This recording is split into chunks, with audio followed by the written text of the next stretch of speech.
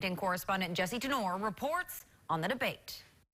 I'm a hell yes on this vote. I'm voting no. This is a sham. The House returned to Washington for an unusual Saturday session to address a U.S. Postal Service bill. But most Republicans, like Michael Guest, voted no. I have been sent to Congress to be a good steward of taxpayers' money. I intend to vote against big spending bills. House Democrats' legislation would give $25 billion in emergency funding to the USPS, outlaw additional service cuts until at least the end of the year, and require same-day processing of mail-in ballots. It has nothing to do with anything except their hatred for the president, and they're trying to position themselves in a better place for the election, and I really hope it backfires on them. Arkansas Congressman Bruce Westerman said the Postal Service has $14 billion in cash and another $10 billion from the CARES Act. But Democrats argue that $25 billion came as a direct request from the USPS Board of Governors. We're here today to save the U.S. Post Office because almost every American depends on prompt delivery of the mail. Tennessee Congressman Jim Cooper said the bill protects voters from recent cost-cutting measures that have slowed delivery and could threaten mail-in voting. We shouldn't let our ballots be hurt by this. The Republican-controlled Senate seems reluctant to take up the bill. Democrat Steve Cohen had a message to the senators up for re-election. Adios. You'll be getting your last paycheck from the post office in January. In Washington, I'm Jesse Tenor.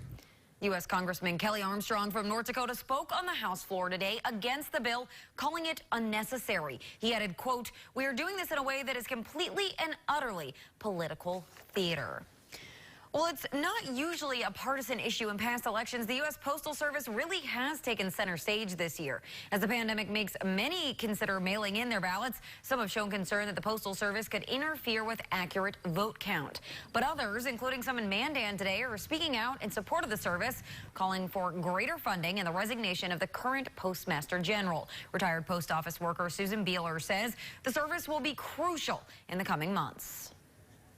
We're here because we want to save the Postal Service. We don't want it to go away. Currently, there is about close to 500,000 people that work for the Postal Service throughout the country. Beeler said the protest was part of many happening nationwide, led by multiple groups, including Move On, the NAACP, and RuralOrganizing.org. At least 10 Bismarck police cars were outside a home on the 400 block of Memorial Avenue in Bismarck tonight. A BPD officer says they got a call about 7:40 tonight about someone being threatened with a firearm. Now, this is raw video we were able to grab from a distance, so it's pretty shaky, but we're showing you. KX News witnessed several officers with guns drawn, and shortly after, a man exited the residence with his hands up. He was cuffed on the ground and taken into custody. Police say it was not a domestic dispute. The suspect was taken to jail around 9 p.m. Officers say at the scene say no one was injured. Charges are pending the state's attorney's review come Monday. The scene is now clear. The North Dakota